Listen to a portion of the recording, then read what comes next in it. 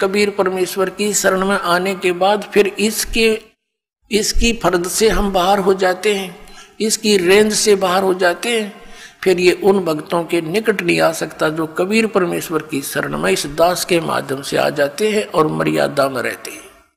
कहते हैं जब लग हंसा हमारी आना, काल लगे नहीं तेरा बाणा। जब लग हंस मेरी मर्यादा में रहेगा, काल तेरा कोई अटैक मेरे बच्चों पर नहीं हो सकता। मर्यादा तोड़ देते हैं हम, जिस कारण से दुख पाते हैं। कबीर परमेश्वर कहते हैं अनंत कोट बाजी जहां हम रचे सकल ब्रह्मांड, और कह कबीर मैं क्या करूं यो काल करे जीव खंडे।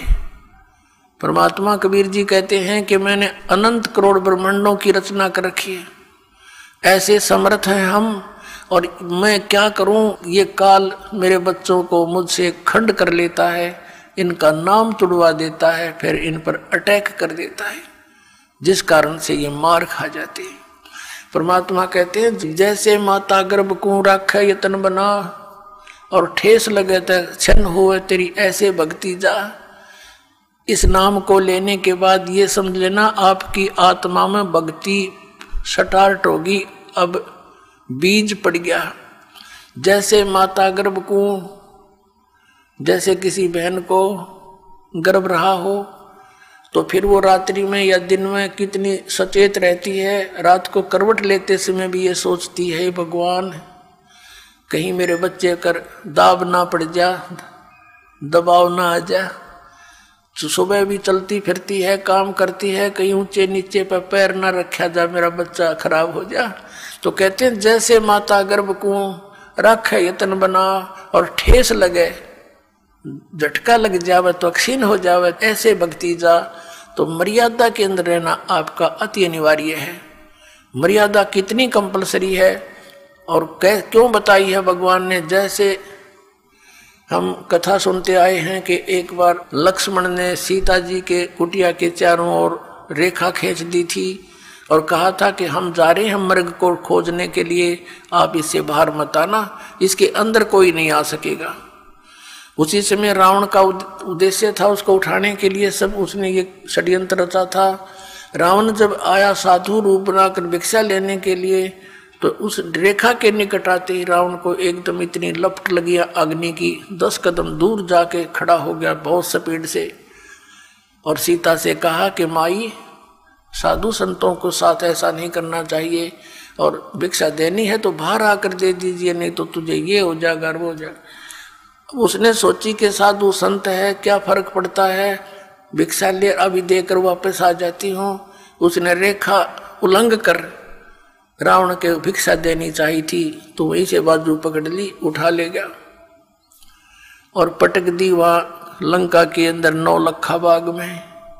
अब उसको तो जरा सी लगी, क्या फर्क पड़े है, वो बोली पूछते तो नो कह के इस बार मत जाइए, ना तेरी बिरान माटी हो जाएगी, गिल्ला मारी करावेगी, और वो कर दिया, वही काम करके धर दिया।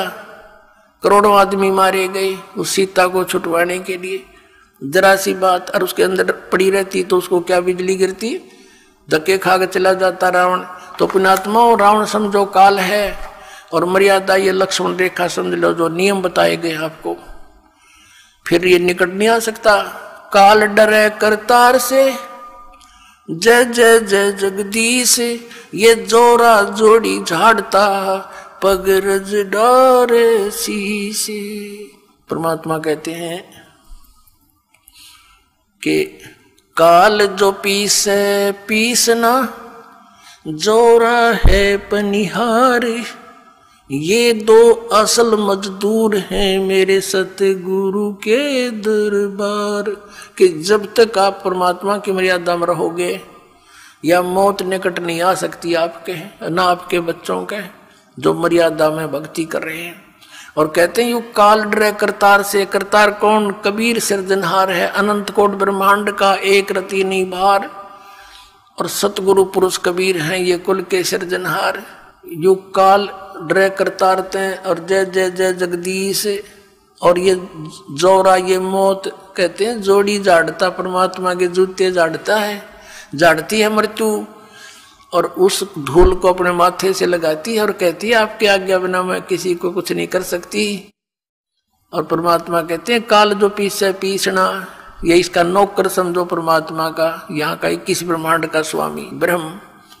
और जोरा है पनिहार, या मौत इसका पानी भरती है परमात्मा कबीर जी का। तो ऐसे समर्थ शक्ति की आपको शरण प्राप्त हुई है, लेकिन अपनी नालायकी और गलती से हम भगवान को त्याग कर काल के पाले में पहुंच जाते हैं, काल के अखाड़े में। तो वहां तो बकला उतरेगा, फिर वहां क्या मिलना था।